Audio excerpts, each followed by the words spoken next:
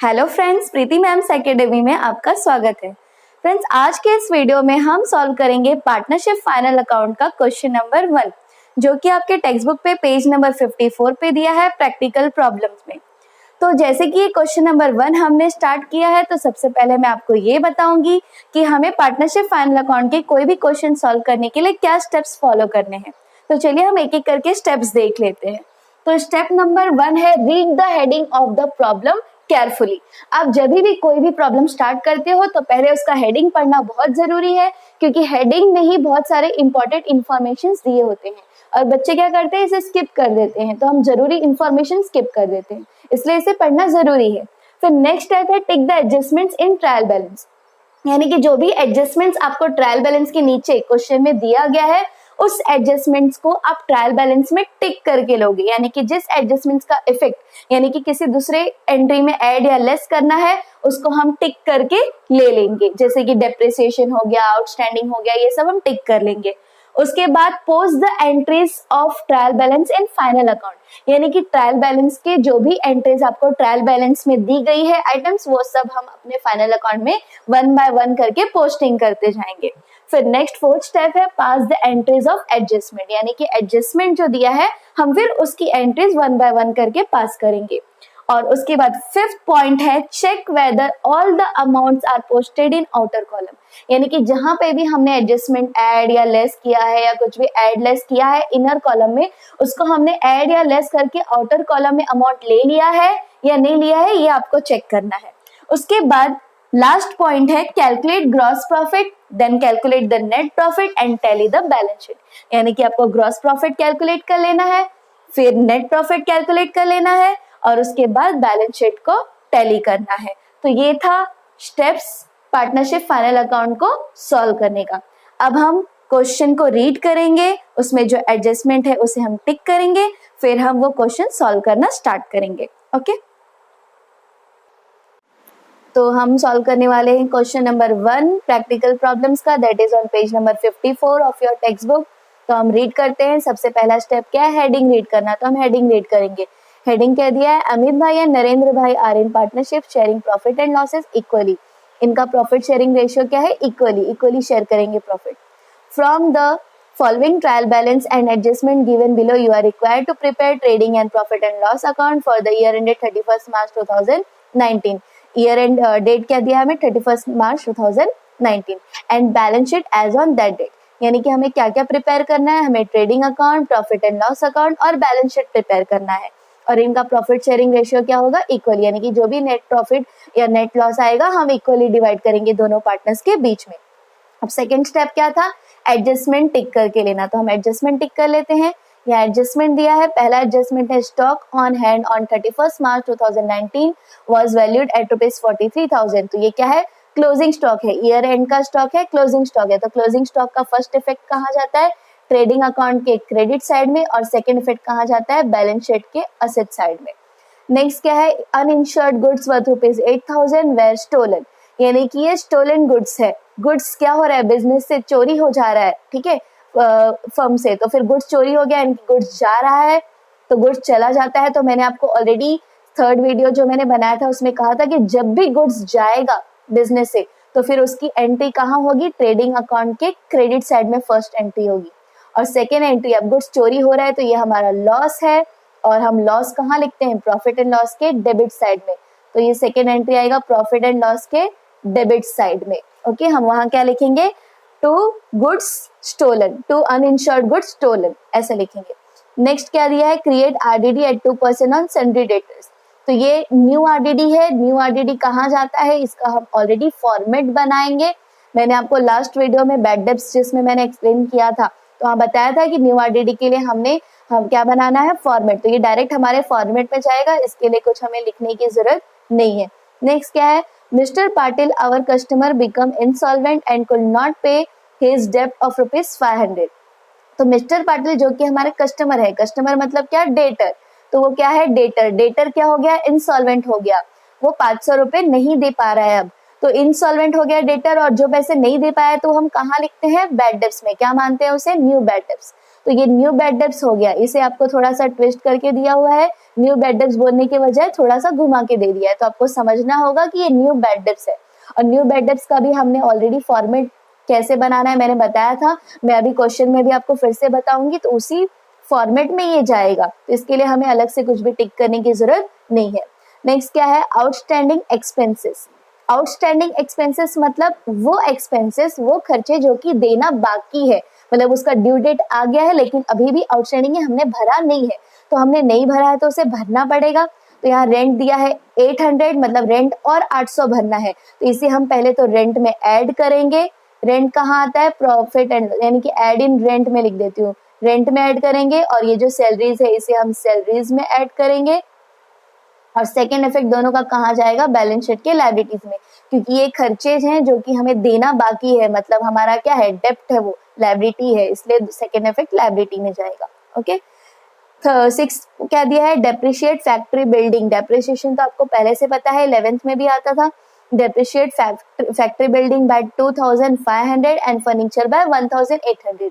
ये डेप्रिसिएशन का मतलब क्या होता है कि जो असेट्स हमने पूरा साल यूज किया, तो उस असेट्स जो हम यूज कर रहे हैं उसकी वजह से उसकी वैल्यू डाउन हो रही है।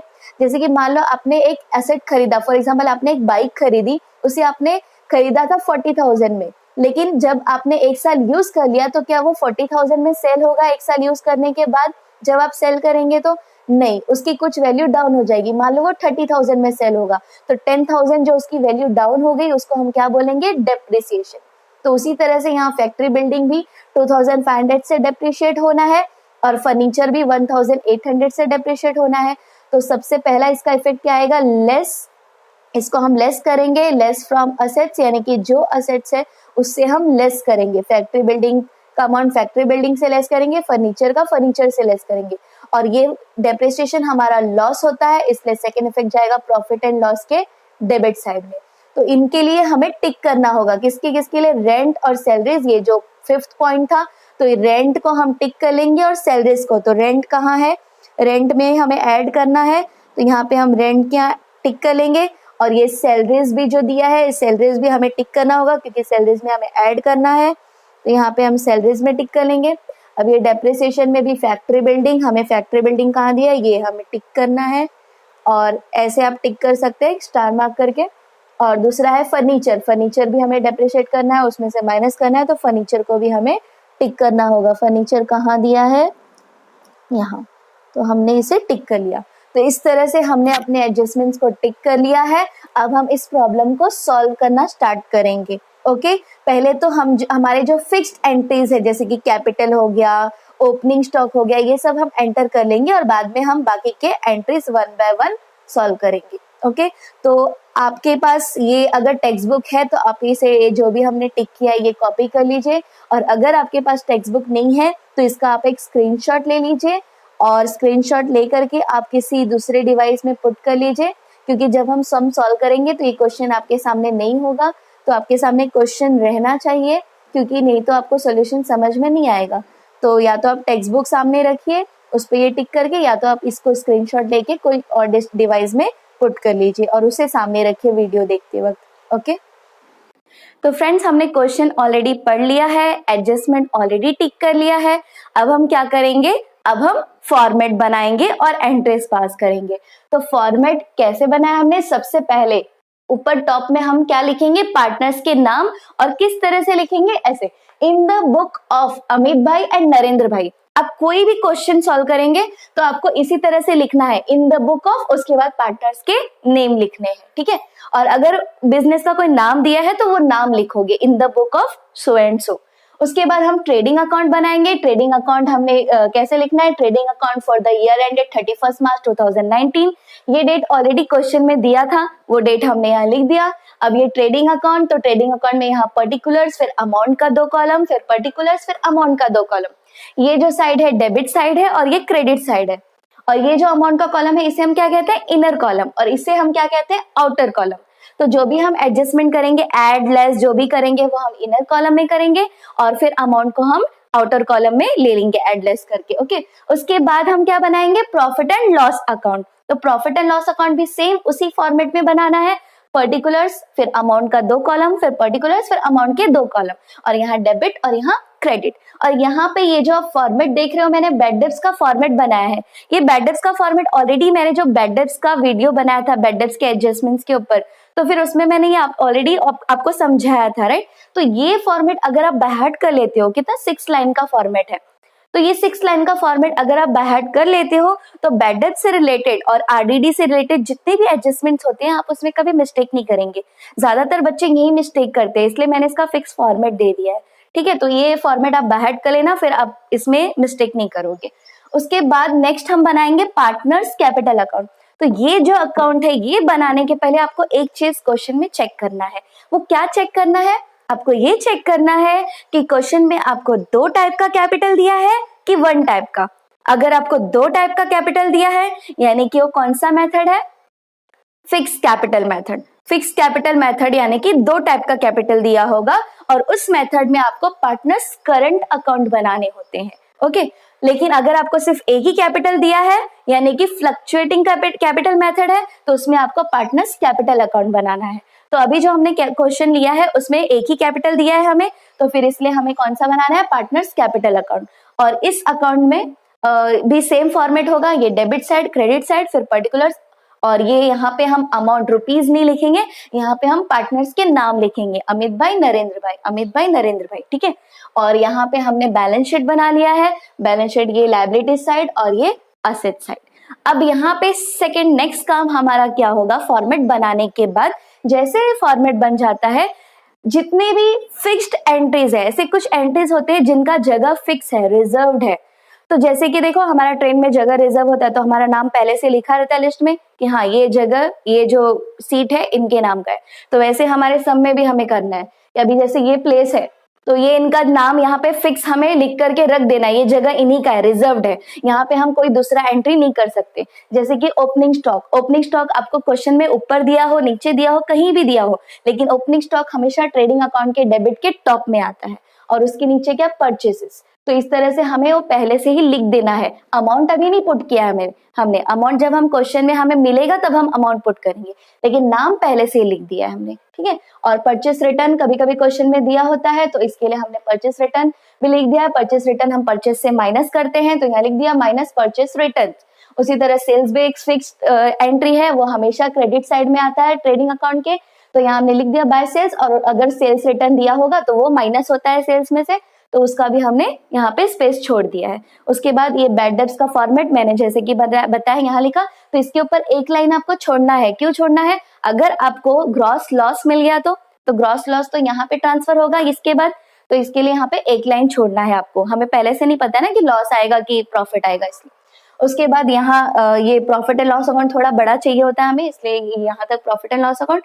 फिर यहाँ पे ये जो बैलेंस शीट आपको जो कैपिटल दिया है, उसके बाद जो पार्टनर्स कैपिटल दिया है वो क्या होता है? ओपनिंग कैपिटल होता है पार्टनर्स का। तो वो हमेशा आपको पार्टनर्स कैपिटल अकाउंट के क्रेडिट साइड में ऐसे लिख देना है, बाय बैलेंस ब्रॉट डाउन। अगर डेबिट में दिया हो तो डेबिट साइड में लिखेंगे, क्रेडिट में दिया हो तो क्रेडिट साइड में लिखेंगे। तो आपके क्वेश्चन में दिया था अमित भाई का 3.5 लाख और नरेंद्र भाई का दिया था 3 लाख, तो हमने लिख दिया। और ये तो मैंने आपको बता दिया। यहाँ पे हम डेटर्स बना लेंगे। डेटर्स का फॉर्मेट ऑलरेडी मैंने आपको बताया था कि बैड डेब्ट्स का और डेटर्स का 6 लाइन का फॉर्मेट फिक्स है, ये आपको बना देना है, ताकि आप जो ये बैड डेब्ट्स और आरडीडी रिलेटेड जो भी एडजस्टमेंट्स होते हैं उसमें मिस्टेक नहीं कर पाएंगे, ओके। तो अब हम क्वेश्चन सॉल्व करना स्टार्ट करते हैं, एक एक करके हम एंट्री करेंगे, ओके। तो फ्रेंड्स ये क्वेश्चन आपके सामने आप रख लेना जब आप ये वीडियो देख रहे हो। तो अगर आपके पास टेक्स्ट बुक है तो टेक्स्ट बुक रख लीजिए, नहीं तो जैसा मैंने कहा अगर टेक्स्ट बुक नहीं है तो आप स्क्रीनशॉट ले करके जब मैंने एक्सप्लेन किया था उसका और दूसरे डिवाइस में पुट कर लीजिए और उसे सामने रख लीजिए वीडियो देखते वक्त, क्योंकि क्वेश्चन सामने होता है तो सोल्यूशन अच्छे से समझ में आता है आपको, ओके।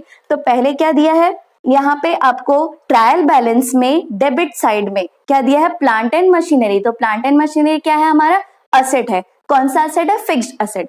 तो यहाँ जाएगा असेट साइड में। अब आपने एक चीज देखा होगा कि डेटर्स मैंने स्टार्टिंग में नहीं लिखा, इसका फॉर्मेट मैंने बीच में बनाया। वो ऐसा इसलिए क्योंकि मैंने पहले भी आपको बताया था कि असेट साइड में हमेशा टॉप में फिक्स्ड असेट्स आना चाहिए और करंट असेट्स नीचे आना चाहिए। तो डेटर हमारा करंट असेट्स है। अब फिक्स्ड असेट और करंट असेट क्या होता है ये ऑलरेडी मैंने आपको जो इंट्रोडक्शन का वीडियो था फाइनल अकाउंट का, उसमें मैंने बताया, आप वहां से देख सकते हैं। ओके, तो यहाँ पे प्लांट एंड मशीनरी आपका फिक्स्ड एसेट है, यहाँ लिखेंगे हम प्लांट एंड मशीनरी।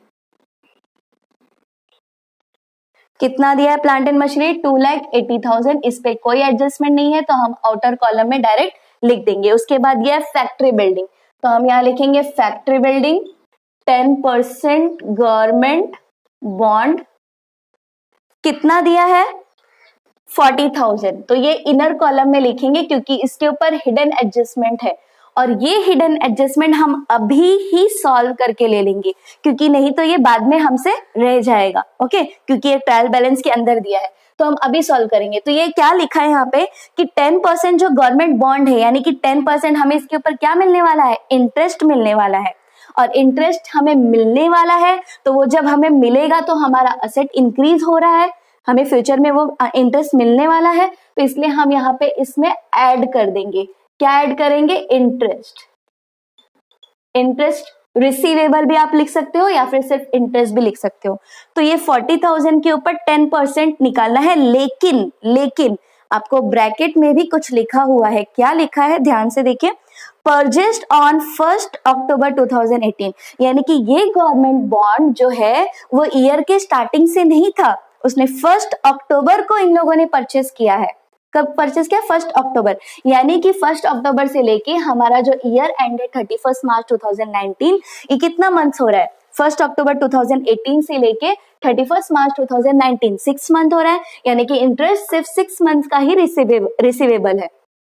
तो 40,000 के ऊपर 10% कितना होगा? 4,000, लेकिन 6 मंथ के लिए कितना हो जाएगा? Half, that is 2,000।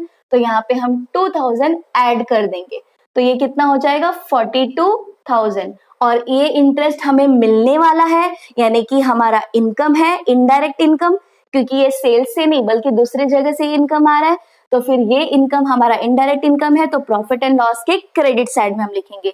एक लाइन ऊपर से छोड़ के, एक लाइन हम क्यों छोड़ेंगे? क्योंकि हम यहाँ पे ग्रॉस प्रॉफिट लिखने के लिए जगह चाहिए। तो यहाँ हम लिखेंगे bye interest receivable, bye interest receivable 2,000। Okay, उसके बाद आगे हमें क्या दिया हुआ है? गवर्नमेंट बॉन्ड हो गया। अभी इंपोर्ट ड्यूटी, तो इंपोर्ट ड्यूटी फैक्ट्री बिल्डिंग के ऊपर एडजस्टमेंट है, तो इसलिए हम इसका जो अमाउंट है इनर कॉलम में लिखेंगे, दैट इज 75,000, और इसके नीचे हम 1 लाइन लीव कर देंगे एडजस्टमेंट करने के लिए।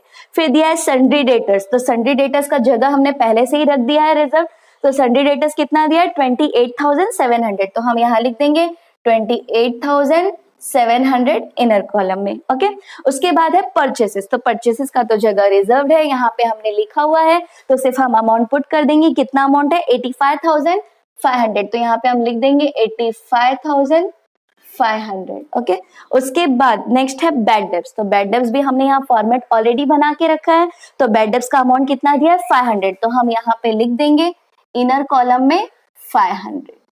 उसके बाद क्या दिया है? Sales return. अब ये जो सेल्स रिटर्न है इसका जगह हमने पहले से ही इधर रख दिया है। सेल्स रिटर्न क्या होता है? सेल्स में से माइनस होता है, तो यहाँ पे हमने लिखा था ऑलरेडी सेल्स रिटर्न, तो उसका अमाउंट हम पुट कर देंगे, दैट इज 2,200। ओके, उसके बाद नेक्स्ट दिया है 10% गवर्नमेंट बॉन्ड, और उसके नीचे ब्रैकेट में लिखा है परचेज्ड ऑन 1 अक्टूबर 2018। अब ये बॉन्ड जो है, गवर्नमेंट बॉन्ड क्या है? इन्वेस्टमेंट है। इन्वेस्टमेंट हमारा क्या होता है? असेट होता है, तो इसे हम असेट में लिखेंगे। लेकिन जब भी आपको इस तरह का एंट्री दिया हो, 10%, 15%, ऐसा परसेंट साथ में दिया हो, तो समझ जाना कि उसमें कुछ ना कुछ हिडन एडजस्टमेंट है। तो इसीलिए जब हम इसे एंट्री करेंगे तो देखिए कैसे करते हैं। क्या है हमारा? मैंने आपको पहले ही कहा था कि गुड्स आने से लेके, बिजनेस में आने से लेके बनने तक का खर्चा कहाँ जाता है? ट्रेडिंग अकाउंट के डेबिट में, और गुड्स बनने के बाद का खर्चा कहाँ जाता है? प्रॉफिट एंड लॉस के डेबिट में। तो इंपोर्ट ड्यूटी पहले का खर्चा तो यहाँ पे आएगा, यहाँ हम लिखेंगे टू इंपोर्ट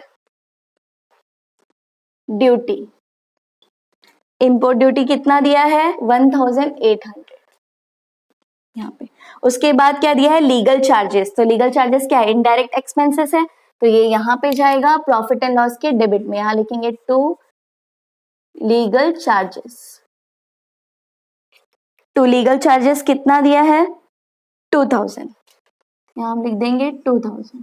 ओके, उसके बाद क्या दिया है हमें, मोटिव पावर। तो मोटिव पावर कहाँ यूज होता है, फैक्ट्री में यूज होता है, फैक्ट्री से रिलेटेड एक्सपेंसेस है, तो ये ट्रेडिंग अकाउंट के डेबिट में जाएगा टू मोटिव पावर।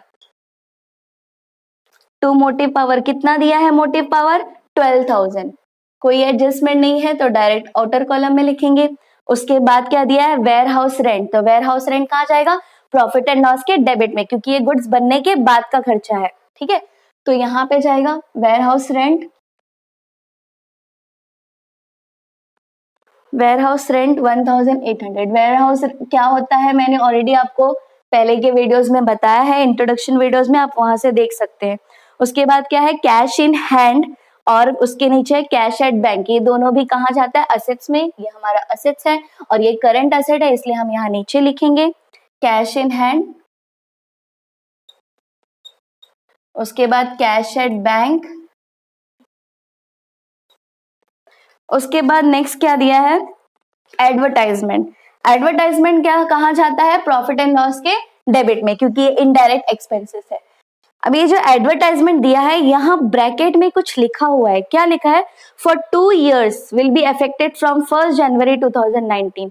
जब भी ऐसा कुछ ब्रैकेट में लिखा हो तो समझ जाइए कि यहाँ कुछ ना कुछ तो इन्फॉर्मेशन दिया है, और वो कुछ तो हिडन एडजस्टमेंट भी हो सकता है। तो यहाँ पे एक हिडन एडजस्टमेंट है। क्या हिडन एडजस्टमेंट है, कि ये 2 years के लिए भरा है, जबकि हम अपने फाइनल अकाउंट में सिर्फ करंट ईयर के खर्चे को ही ऐड करते हैं, और जो आगे का खर्चा यानी कि एडवांस कुछ अगर पे कर दिया है, बाद में अगले साल का भी कुछ पेमेंट कर दिया है, तो उसे हम इस ईयर के पेमेंट में, इस ईयर के खर्चे में नहीं शो करेंगे, तो उसे माइनस करना होगा। ये एडवांस में भर दिया एडवर्टाइजमेंट, क्या बोला है, पेड फॉर 2 years, तो इसलिए हम उसे माइनस करके निकालेंगे। प्रीपेड एडवर्टाइजमेंट है वो, ठीक है, प्रीपेड एडवर्टाइजमेंट। तो ये एडवर्टाइजमेंट हमें दिया कितना था, 10,000 दिया था। ओके, अब इसमें से प्रीपेड कितना है हमें वो कैलकुलेट करना पड़ेगा। तो ये 10,000 बोला है 2 years के लिए, यानी कि 1 year के लिए कितना होगा, 5,000। लेकिन यहाँ पे बोला क्या है, इफेक्टेड फ्रॉम 1 January 2019, यानी कि जनवरी से काउंट करना है हमें, 1 January 2019 से, और अपना मंथ ईयर एंड कब है, 31 March 2019, यानी कि सिर्फ 3 months ही हो रहा है।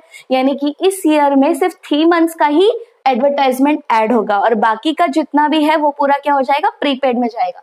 तो हम 3 months का, पहले तो हम इसे क्या करेंगे, कैसे, ये देखिए हमें यहाँ पे करके दिखा रही हूँ आपको।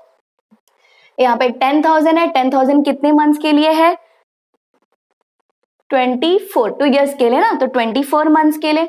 तो 24 से हम इसे डिवाइड करेंगे। तो हमने जब ये डिवाइड किया 10,000 को 24 से क्यों किया, क्योंकि 2 years के लिए भरा था एडवर्टाइजमेंट। 2 years में कितने मंथ्स होते हैं, 24 मंथ्स। तो 24 से डिवाइड किया तो हमें कितना मिला, 416.66। तो 1 month का ये मिला है हमें। 1 month का कितना है एडवर्टाइजमेंट, 416.66। अब हमें 3 months का इस ईयर का है, और बाकी एक्स्ट्रा कितना है, तो 24 में से जब हम 3 months कट करेंगे तो बचा कितना, 21, यानी कि 21 months का एक्स्ट्रा पे किया है, एडवांस पे किया है। तो 21 months का जो एडवांस पे किया है वही हमें माइनस करना होगा।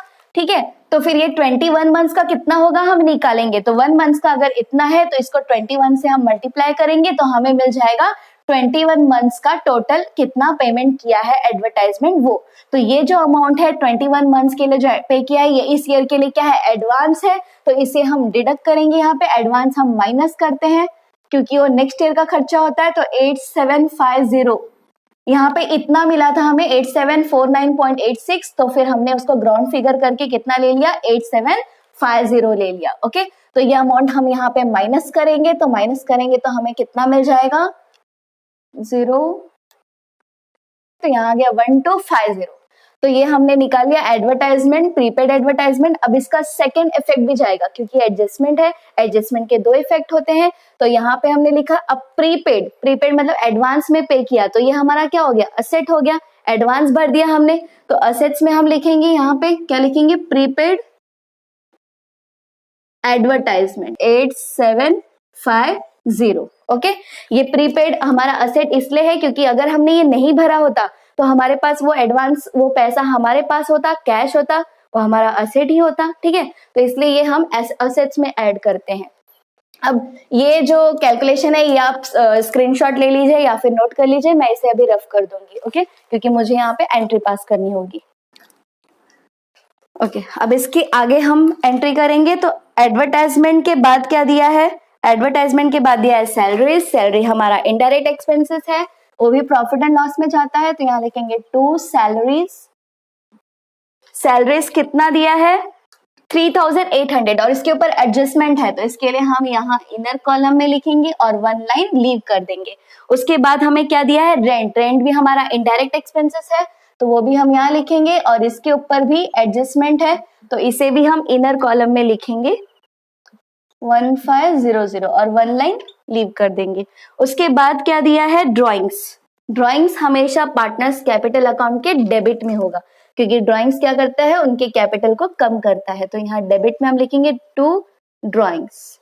अमित भाई का है 2400, तो यहाँ लिख देंगे 2400 अमित भाई के कॉलम में, और नरेंद्र भाई का है 3200, तो इसके कॉलम में लिख देंगे 3200। ये ड्रॉइंग्स हमेशा पार्टनर्स कैपिटल अकाउंट के डेबिट में ही लिखेंगे। उसके बाद क्या दिया है फर्नीचर। फर्नीचर क्या होता है असेट्स होता है, फिक्स्ड असेट, तो यहाँ पे हम लिखेंगे फर्नीचर, और फर्नीचर पे भी एडजस्टमेंट है, तो हम इसे इनर कॉलम में लिखेंगे। फर्नीचर है 1,95,800, और इसके नीचे भी एक लाइन हम लीव कर देंगे। उसके बाद क्या दिया है, उसके बाद दिया है free hold property. Free hold property भी हमारा असेट है, तो हम यहाँ लिखेंगे ये भी फिक्स्ड असेट है, free hold property. Free hold property दिया है 41,000, ये हमने लिख दिया, इस पे कोई एडजस्टमेंट नहीं, आउटर कॉलम में लिख दिया। तो ये हमने डेबिट बैलेंस पूरा एंटर कर लिया। अब हम क्रेडिट बैलेंस एंटर करेंगे। तो क्रेडिट बैलेंस में ऊपर कैपिटल दिया है ओपनिंग कैपिटल, वो तो हमने पहले ही यहाँ पुट कर दिया है, क्योंकि वो यहाँ पे ही आता है हमेशा, फिक्स्ड है, तो हमने पहले लिख दिया। उसके बाद है सेल्स, तो सेल्स का जगह हमने पहले ही रख दिया था। अब हम अमाउंट पुट करेंगे, तो कितना दिया है सेल्स 1,80,000, तो 1,80,000 हम यहाँ लिखेंगे, और अब हम इसमें से ये अमाउंट डिडक्ट करेंगे, that is sales return, minus करेंगे, तो इसे हम ब्रैकेट में लिखेंगे। अब हम इसे माइनस करेंगे, तो यहाँ आ जाएगा 177,800, ये माइनस करने के बाद, ओके।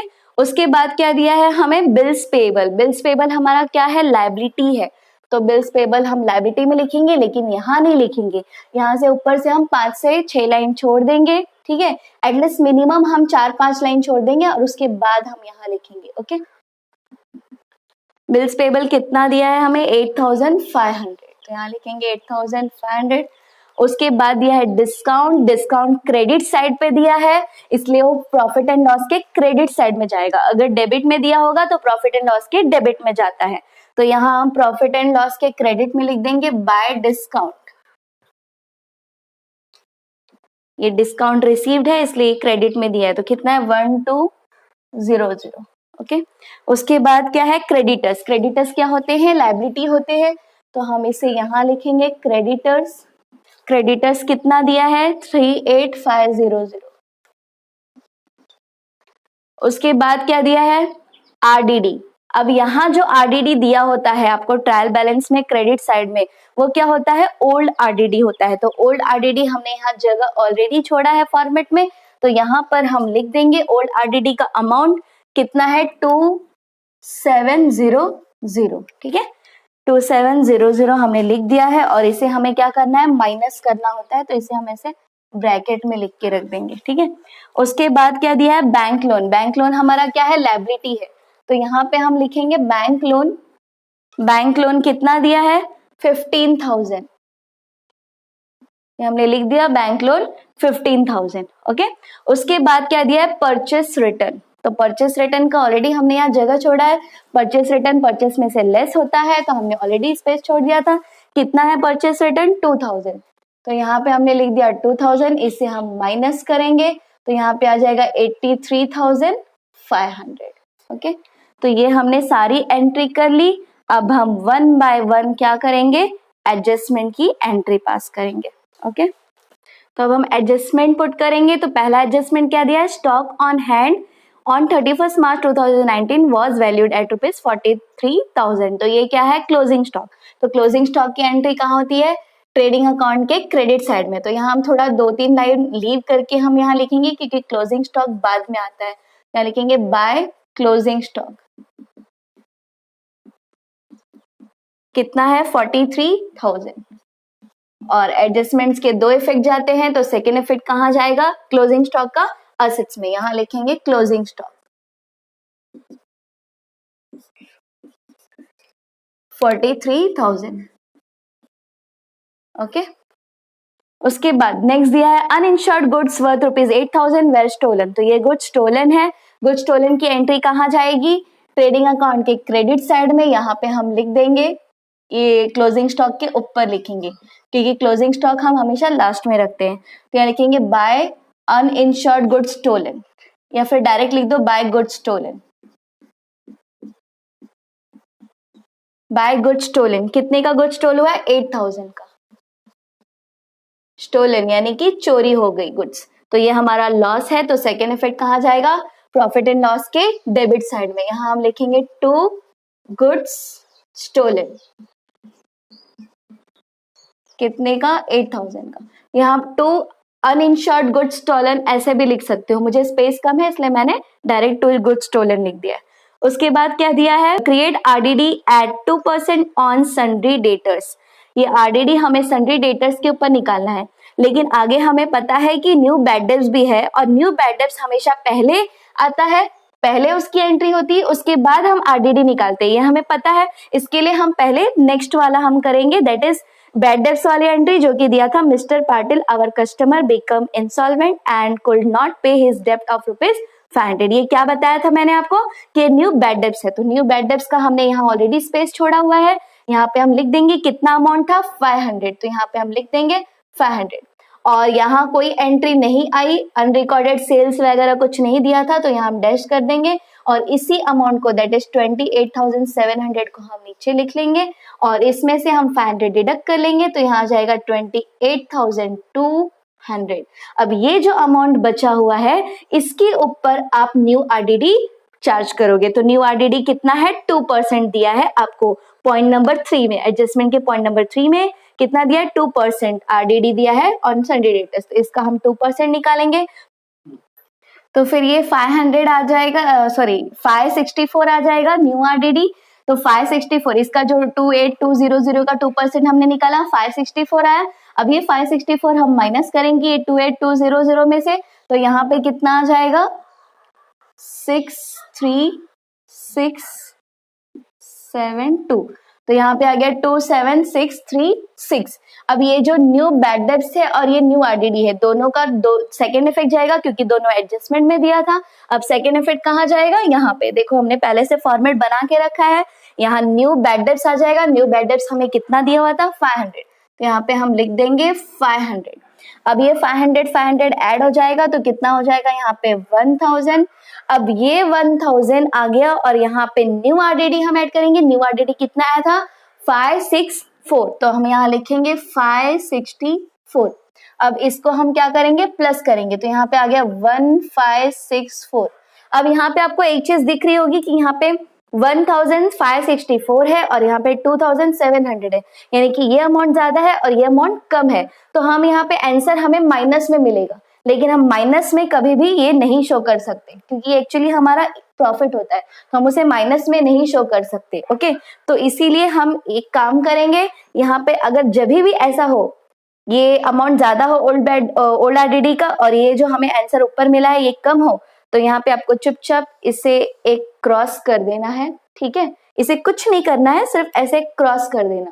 ओके, उसमें आपके मार्क्स नहीं कटेंगे और इसे आपको यहाँ क्रेडिट साइड में लिख देना है। ओके, क्रेडिट साइड में। अब मुझे यहाँ स्पेस कम है तो मैं यहाँ लिख रही हूँ। अब क्रेडिट साइड में ठीक उसी का उल्टा लिखना है, तो ये हमने यहाँ पे ये क्रॉस कर दिया, ये मैं डार्क कर देती हूँ आपको दिखाई दे, ये क्रॉस कर दिया हमने और ठीक इसी का हम यहाँ उल्टा लिख देंगे।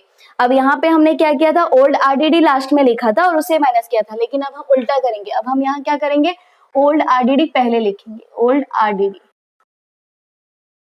मुझे वहां यहाँ स्पेस कम है इसलिए मैं डायरेक्ट यहाँ लिख रही हूँ। ओके, तो ओल्ड आरडीडी कितना दिया है 2700, तो यहाँ मैंने लिख दिया 2700।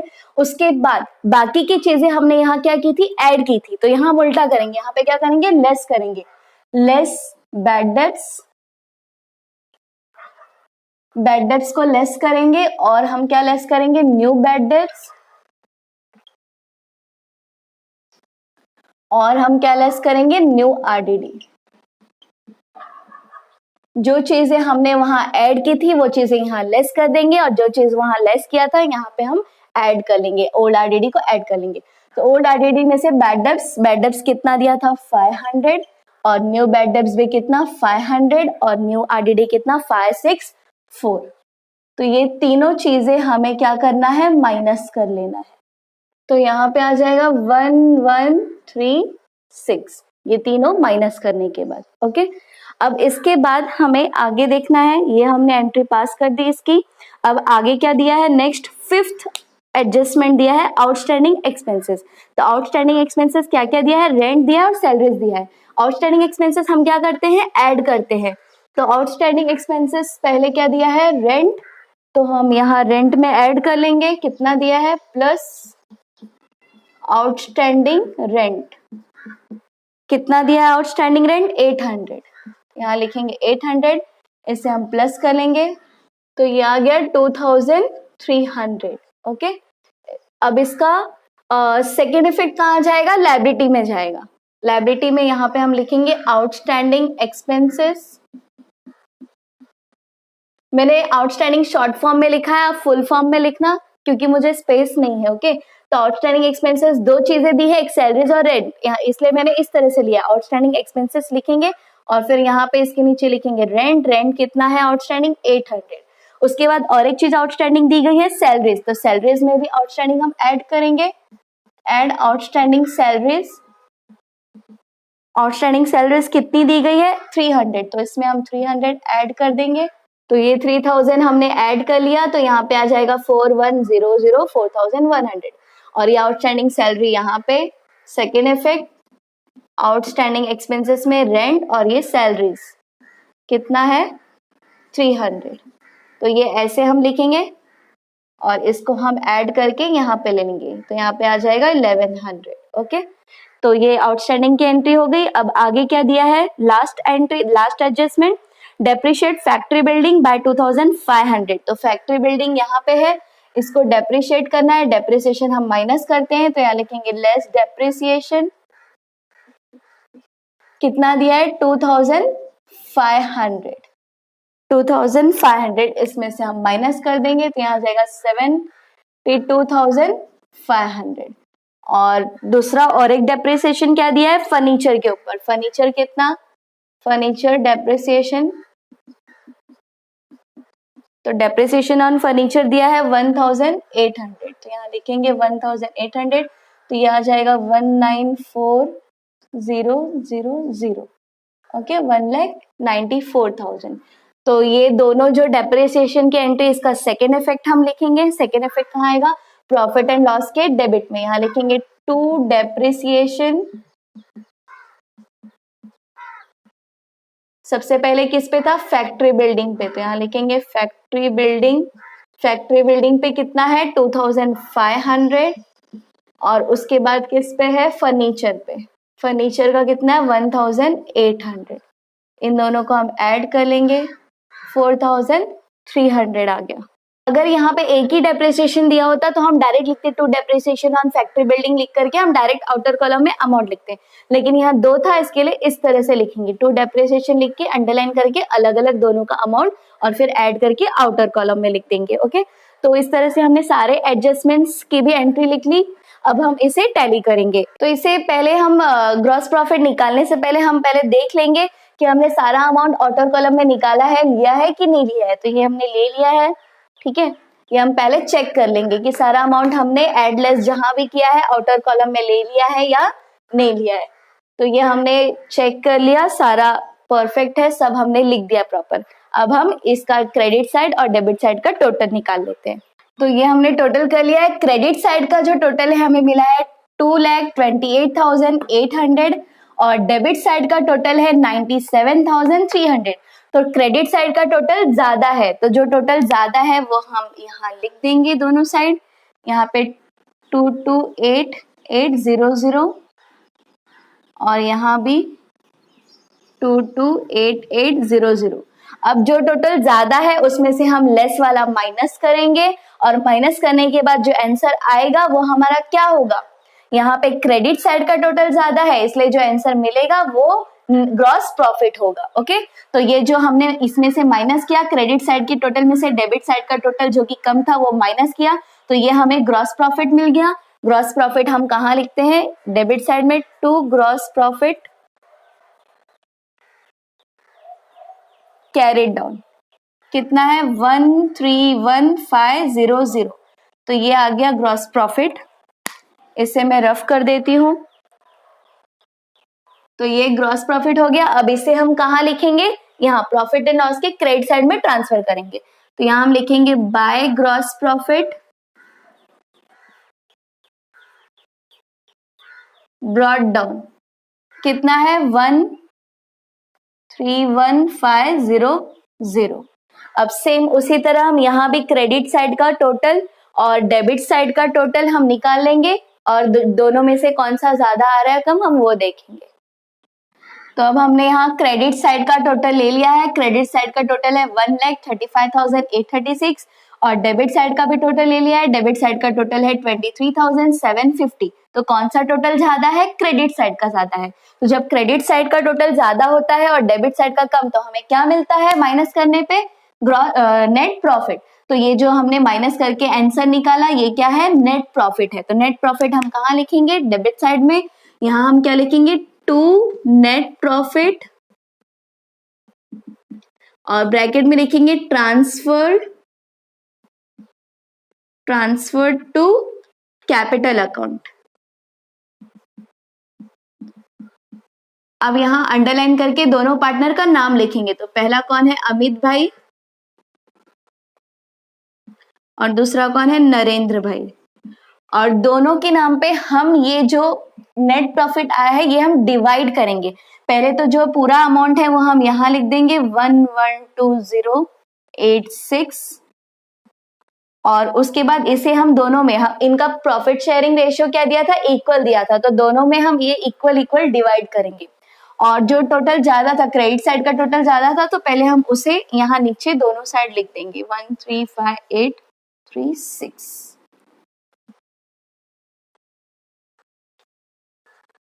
ओके और अब हम इसे दोनों में डिवाइड करेंगे, तो अब हम डिवाइड कर लेते हैं। तो हमने यहाँ दोनों में डिवाइड कर दिया, जब हमने दोनों में डिवाइड किया तो कितना मिला 56043 और इक्वली डिवाइड करना था, दोनों का प्रॉफिट शेयरिंग रेशियो इक्वल था तो कर दिया हमने। अब इसका आगे पोस्टिंग कहाँ जाएगा, पार्टनर्स कैपिटल अकाउंट में, तो हम यहाँ पे लिखेंगे, यहाँ पे हम क्या लिखेंगे by net profit brought down. तो अमित भाई के कॉलम में जो अमित भाई को अमाउंट मिला है वो लिखेंगे 56043 और नरेंद्र भाई के कॉलम में भी 56043 उसका अमाउंट। ठीक है, अब हम क्या करेंगे, सेम वही मेथड यहाँ भी करेंगे, इसका क्रेडिट साइड दोनों का हम टोटल करेंगे और डेबिट साइड के टोटल को हम क्रेडिट साइड के टोटल से माइनस करेंगे, क्योंकि क्रेडिट साइड का टोटल ज्यादा है तो फिर हमें क्या मिलेगा, प्रॉफिट ही मिलेगा। तो अब हम इसको टोटल कर लेते हैं, तो इसका टोटल हमें मिल गया है 406043 और इसका टोटल हमें मिला है क्रेडिट साइड का 356043। अब इनके क्रेडिट के टोटल में से हम डेबिट अमाउंट माइनस करेंगे, ये वाला डेबिट वाला, तो फिर हमें जो भी मिल जाएगा वो हम यहाँ लिखेंगे, क्योंकि डेबिट साइड का कम है और क्रेडिट साइड का ज्यादा है, तो यहाँ लिखेंगे टू बैलेंस कैरिड डाउन। तो अब हमने ये डेबिट साइड का क्रेडिट साइड का टोटल ले लिया है, क्रेडिट साइड के टोटल में से जब हमने ये टोटल माइनस किया तो अमित भाई का कितना है ये अमाउंट, इसमें से ये अमाउंट हमने माइनस किया तो इतना आया। उसी तरह नरेंद्र भाई का भी ये जो टोटल अमाउंट है इसमें से हमने ये वाला डेबिट अमाउंट माइनस किया तो इतना आया, तो दोनों का इतना इतना हमें बैलेंस मिल गया। इसे हम क्या लिखेंगे, टू बैलेंस कैरी डाउन लिखेंगे। और ये हमारा जो यहाँ पे बैलेंस कैरी डाउन आ रहा है ये हमारा यहाँ का आंसर है। और ये जो क्रेडिट साइड का टोटल ज्यादा था इसलिए ये हम दोनों साइड लिख देंगे। और ये वाला जो अमाउंट आया हमारा बैलेंसिंग फिगर, इसे हम कहाँ ट्रांसफर करेंगे, बैलेंस शीट में। यहाँ पे हम क्या लिखेंगे, कैपिटल अकाउंट। यहाँ पे हम लिखेंगे कैपिटल अकाउंट, अंडरलाइन करेंगे यहाँ पे अमित भाई और यहाँ पे नरेंद्र भाई। तो अमित भाई का कितना है 403643 और नरेंद्र भाई का 352843। अब इसका हम यहाँ पे टोटल ले लेंगे दोनों का। तो इन दोनों का हमने टोटल किया तो कितना आ गया 756486। तो ये आ गया यहाँ पे कैपिटल। अब हम क्या करेंगे, ये लायबिलिटी साइड का टोटल करेंगे और यहाँ असेट साइड का टोटल करेंगे और दोनों टोटल क्या होना चाहिए, टैली होना चाहिए, मैच होना चाहिए। तो हम टोटल लिख लेते हैं दोनों साइड का। फ्रेंड्स इसमें आपके क्वेश्चन में एक बिल रिसीवेबल करके दिया था डेबिट साइड में फ्री होल्ड प्रॉपर्टी के ऊपर, वो बाय मिस्टेक मैंने छोड़ दिया, मुझसे छूट गया वो, तो मैं एंट्री अभी कर दे रही हूँ। यहाँ पे डेटर्स के ऊपर हम लिख देंगे यहाँ बिल रिसीवेबल। बिल रिसीवेबल हमें दिया था 20,700। ये मैंने गलती से एंट्री करते वक्त छोड़ दिया था, ये आप ध्यान रखना। अब हम इसे क्या कर देंगे, टोटल कर देंगे। तो फ्रेंड्स हमने ये टोटल ले लिया, हमने दोनों साइड का टोटल कर लिया है, दोनों साइड का टोटल सेम आ रहा है, हमारा आंसर करेक्ट है। तो फ्रेंड्स ये क्वेश्चन नंबर 1 हमने सॉल्व कर लिया। अब नेक्स्ट वीडियो में हम क्वेश्चन नंबर 2 सॉल्व करेंगे। तो फ्रेंड्स होप आज का ये वीडियो आपको पसंद आया होगा। अगर आपको ये वीडियो पसंद आया हो तो प्लीज इसे लाइक कीजिए, शेयर कीजिए और मेरे चैनल को सब्सक्राइब कीजिए। Thank you.